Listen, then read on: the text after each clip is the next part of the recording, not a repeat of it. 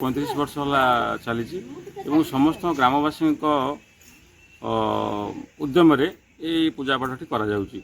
विशेषकर चैत्र पूर्णिमा दिन ये माँ का पूजा करा जाए कहीं चैत्र पूर्णिमा दिन एक घर माँ का प्रतिष्ठा होता है आउ गोटे प्रतिष्ठा दिवस कराऊँ अक्षय तृतीय दुई थर कराऊँ वार्षिक एमती समस्त सहयोग कार्यक्रम चली।